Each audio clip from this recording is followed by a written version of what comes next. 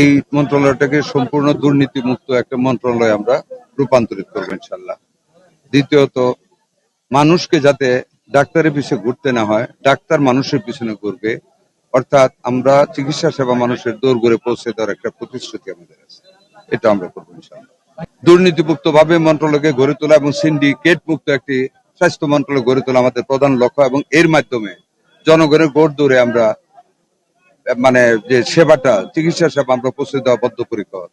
এটাতে আমরা এরকম একটা থিওরি আমরা করব, যেটা আমরা তত্ত্ব হিসেবে কাজ করবো, সেটা হলো জনগণ ডাক্তারের কাছে করবে না, ডাক্তার জনগণের কাছে করবে, অর্থাৎ আমরা চিকিৎসা সেবাটাকে মানুষের দূর করে পৌঁছে দেব এবং সহজলভ্য করে তুলবো। আমরা পাবলিক হেলথের দিকে আমাদের সবচেয়ে দৃষ্টি নিবন্ধিত হবে, দুর্নীতি মুক্ত ভাবে এবং সার্বজনীন ভাবে একটা চিকিৎসা সেবা করার মন মানসিকতা নিয়ে আমরা সামনের দিকে এগিয়ে যাচ্ছি ইনশাল্লাহ।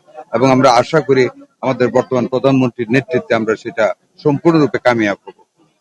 অবশ্যই আমার নির্বাচনী এলাকা নিয়ে আমার পরিকল্পনা থাকবে। আমি এই এলাকার জনমানুষের ভালোবাসা নিয়ে, আদর নিয়ে, স্নেহ নিয়ে আমি নির্বাচিত হয়েছি, এখানে থাকবে।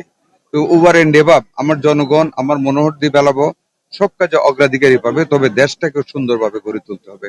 সেই লক্ষ্যে আমরা সামনের দিকে এগিয়ে যাব। দেশ যখন সুন্দরভাবে গড়ে উঠবে, আমরা তখন আমার মনোহর দিয়ে বেলাবো সুন্দরভাবে গড়ে উঠবে। আর আমাদের রাজনৈতিক আরেকটি ইচ্ছা, আমাদের সামাজিক ইচ্ছা, এটা আমাদের মনের ইচ্ছা, দলের ইচ্ছা, সরকারের ইচ্ছা। যারা আমাদেরকে ভোট দিয়েছে তাদের প্রতি আমাদের যেমন দায় রয়েছে, যারা আমাদেরকে ভোট দেয় নাই তাদের প্রতি সমভাবে আমাদের দায় রয়েছে।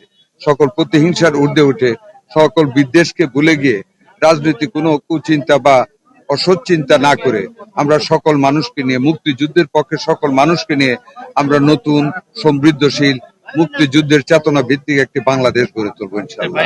একটা মেডিকেল কলেজ নরসিংদী করার একটা চিন্তা আছে, গতকাল আলাপ করেছি, আপনারা দোয়া করবেন। বাংলাদেশে আরো যেখানে যেখানে দরকার হবে সবখানে করা হবে, নরসিংদীতেও করা হবে। বাকি 150 শয্যা, এটা অলরেডি কালকে আমরা আলাপ করেছি। এটা শুধু এটা না, আরো অনেক জায়গায় বাকি আছে, সবগুলি একসাথে আমরা কাজ করব। এবং নরসিংদীর জন্য 2টা আইসিইউ ইউনিট আনার জন্য আমি অলরেডি ইচ্ছা পোষণ করেছি। মুক্তিযোদ্ধাদের মন্ত্রণালয় আমাদের সাবেক প্রধানমন্ত্রী বেগম খালেদা জিয়া প্রতিষ্ঠিত করেছেন।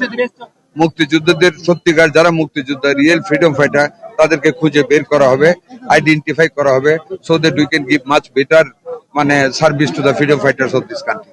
থাকবে এটা আমাদের।